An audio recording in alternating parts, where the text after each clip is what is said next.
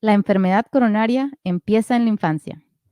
En 1953, el Journal of the American Medical Association publicó un artículo que transformó de forma radical cómo entendemos la evolución de la enfermedad coronaria. Los investigadores practicaron autopsias a 300 soldados estadounidenses caídos en la guerra de Corea y cuyo promedio de edad era de unos 22 años. Sorprendentemente, el 77% de ellos ya tenían evidencias visibles de aterosclerosis coronaria. Algunos incluso tenían las arterias obstruidas hasta un 90% o más.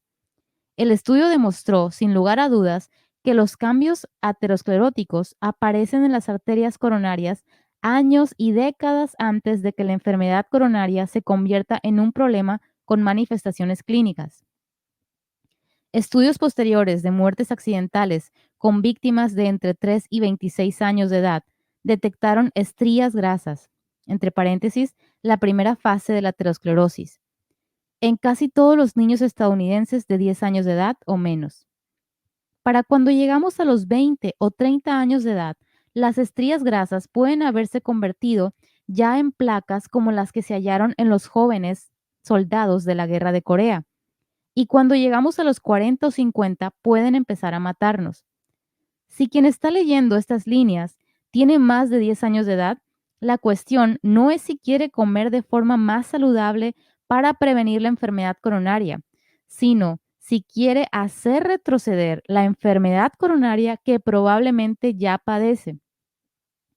¿Cuán pronto empiezan a aparecer las estrías grasas? La aterosclerosis puede iniciarse incluso antes del nacimiento. Investigadores italianos estudiaron el interior de las arterias de bebés prematuros que fallecieron poco después de nacer y de fetos fallecidos por un aborto espontáneo. Las arterias de los fetos cuyas madres tenían niveles elevados de colesterol LDL tenían más probabilidades de presentar lesiones en las arterias. Estas conclusiones sugieren que es posible que la aterosclerosis no empiece como una enfermedad nutricional durante la infancia, sino durante el embarazo. Es habitual que las mujeres embarazadas eviten el tabaco y el alcohol. Del mismo modo, nunca es demasiado pronto para empezar a comer de un modo más saludable para la siguiente generación. Según William C. Roberts, editor jefe del American Journal of Cardiology, el único factor crítico para la acumulación de placa aterosclerótica es el colesterol, específicamente los niveles elevados de colesterol LDL en sangre. Efectivamente, decimos que el colesterol LDL es malo porque es el vehículo que deposita el colesterol en las arterias. Las autopsias de miles de víctimas jóvenes de accidentes han demostrado que el nivel de colesterol en sangre se relaciona estrechamente con la magnitud de la aterosclerosis en las arterias. Para reducir drásticamente los niveles de colesterol LDL, hay que reducir drásticamente la ingesta de tres cosas: grasas trans, que se encuentran en los alimentos procesados y de forma natural en la carne y los lácteos; grasas saturadas, que se encuentran fundamentalmente en productos de origen animal y en la comida basura; y en menor medida el colesterol dietético, que se encuentra exclusivamente en productos de origen animal, sobre todo en los huevos. ¿Se ha fijado en el factor común? Los tres factores que disparan el colesterol malo, entre paréntesis, el primer factor de riesgo para la primera causa de muerte, comparten un mismo origen: los productos de origen animal y la comida basura. Probablemente esto explica por qué las poblaciones que conservan dietas tradicionales centradas en alimentos integrales de origen vegetal han conseguido evitar en gran medida la epidemia de la enfermedad coronaria. Es el colesterol, tonto. Solo hace 30 años que el Dr. Roberts es el editor jefe del American Journal of Cardiology.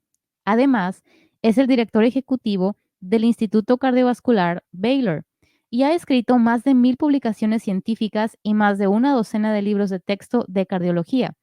Sabe muy bien lo que se dice. En su editorial, ¿Is the cholesterol stupid? ¿Es el colesterol tonto? El Dr. Roberts afirmaba: como he mencionado antes, que solo hay un verdadero factor de riesgo para la enfermedad coronaria: el colesterol.